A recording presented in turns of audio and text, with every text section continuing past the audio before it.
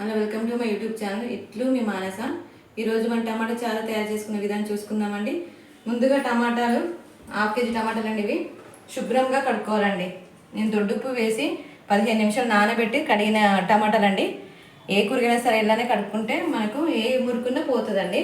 దీన్ని ముందుగా మనము కట్ చేసుకుందాం.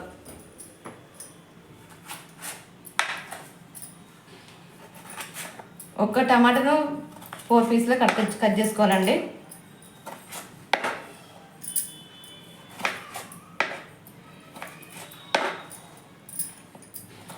ఈ విధంగా కట్ చేసుకొని సరిపోతుంది చారు కాబట్టి.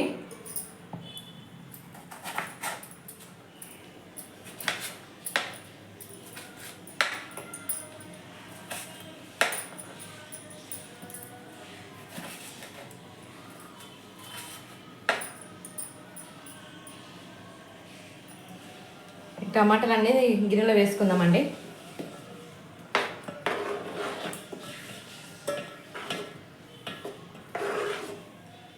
టమాటాలు గిన్నెలో వేసుకొని దీన్ని ఉడికిద్దామండి. ఇందులో చింతపండు కానీ లేకపోతే వాటర్ కానీ ఏం యాడ్ చేయొద్దండి. ఎందుకంటే ఇందులోనే వాటర్ ఉంటాయి కాబట్టి ఇదే మనము మీడియం ఫ్లేమ్లో పెట్టి దీన్ని నార్మల్గా ఉడికించుకోవాలి. ఇప్పుడు ఉడికిద్దామా. ముందుగా స్టవ్ ఆన్ చేసుకుందామండి. స్టవ్ ఆన్ చేసుకొని ఈ టమాటాలు స్టవ్ పై పెట్టి ఉడికిద్దామండి. దీనిపైన మూత పెడదామండి. మూత పెడితే తొందరగా ఉడుకుతుంది.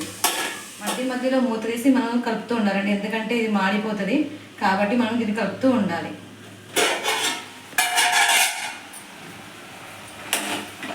చూడండి, వాటర్ ఇట్లా మనకు వచ్చేస్తుంది. ఈ వాటర్ ద్వారా మనం ఉడకనివ్వాలి. అలానే హైలో మాత్రం పెట్టకూడదు.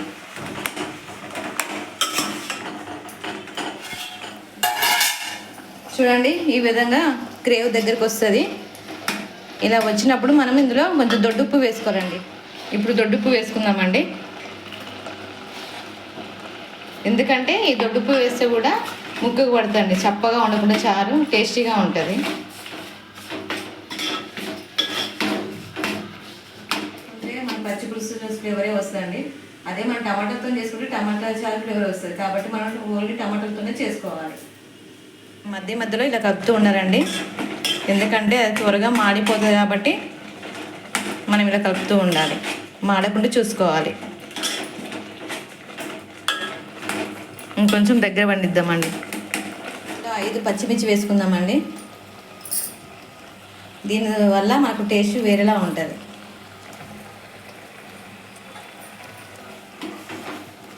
వీటితో పాటు దీన్ని కూడా ఉడకనిద్దాం మనం.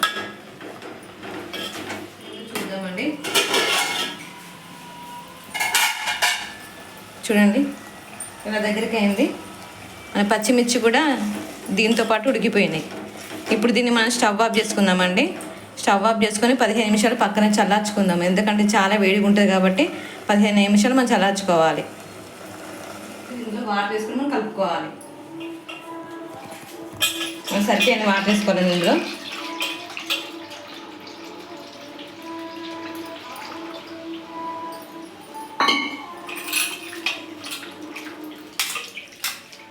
దీన్ని ఈ విధంగా మనం కలుపుతూ ఉండాలండి.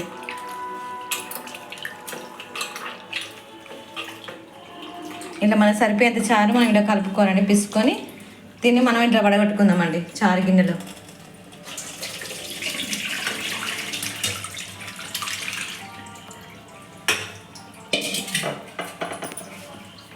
ఇప్పుడు సరిపోయేంత రసం తీసుకున్నాం కదండి. ఈ రసాన్ని మళ్ళీ గిన్నెలో వేసుకొని మసల పెట్టాలి.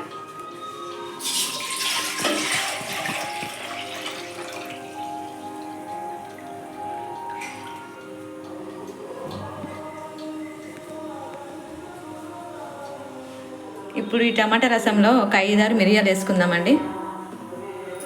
ఎందుకంటే వాటితో పాటు చారుతో పాటు ఇవి కూడా మసలాలి. మనం టమాటాలు ఉడికేటప్పుడు మనం 2 స్పూన్లు దొడ్డుప్పు వేసుకున్నాం కదా. ఇప్పుడు 1 స్పూన్ వేసుకుందామండి.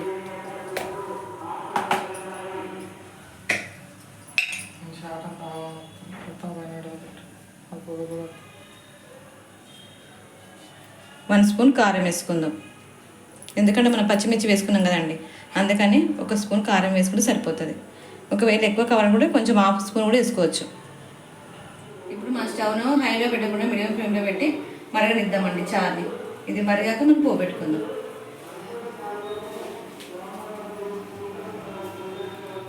ఇప్పుడు చారు మరగనెక్కి వస్తుంది కదండి. ఇందులో మనం 1 స్పూన్ మెంతి పిండి వేసుకోవాలండి. జీలకర్ర మెంతులు వేయించి దీన్ని మిక్సీ పట్టుకోవాలి.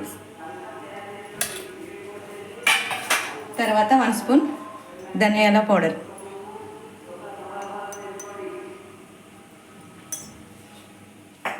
ఇప్పుడు దీన్ని కలపాలండి. ఒక 15 మినిట్స్ దీన్ని మరగనివ్వాలి. ఒక 2 డేస్ వరకు కూడా మనకు చారు ఖరాబ్ అవ్వదండి. ఇలా చేస్తే చారుని ఈ విధంగా మరగనివ్వాలండి. ఇలా మరిగాక మనం దింపేసుకుందాం. ఇంకా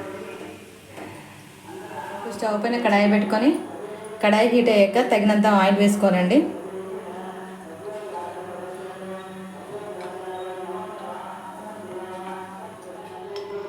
ఇప్పుడు ఆయిల్ వేడైంది కదండి.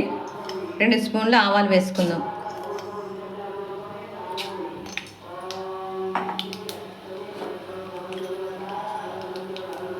రెండు స్పూన్ల జీలకర్ర,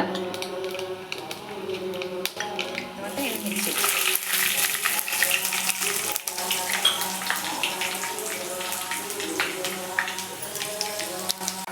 కడిగి శుభ్రం చేసుకున్న కొత్తిమీర,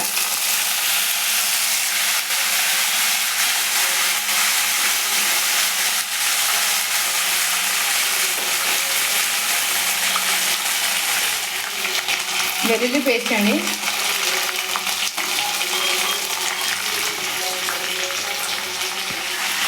ఇది వేగనిద్దామండి కాసేపు. 2 స్పూన్ల పసుపు,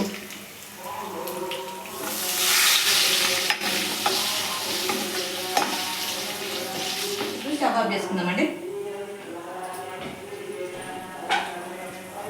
ఇప్పుడు చారు ఇందులో వేసుకుందామండి.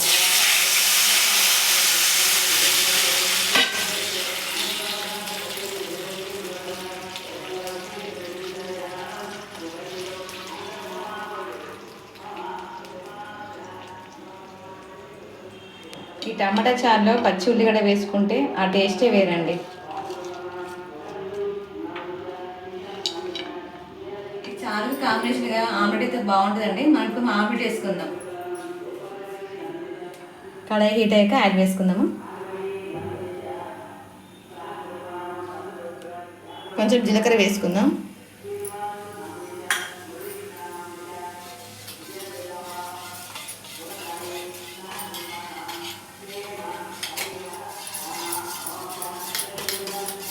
అది వేగాక గుడ్డు వేసుకుందామండి. ఆమ్లెట్ తీసుకొచ్చి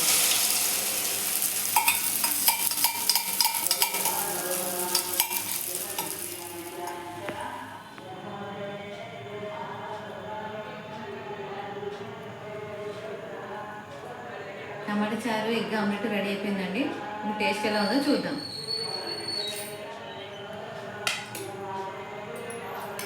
ఇప్పుడు టమాటా చారు వేసుకుందామండి. మంచి స్మెల్ వస్తుందండి.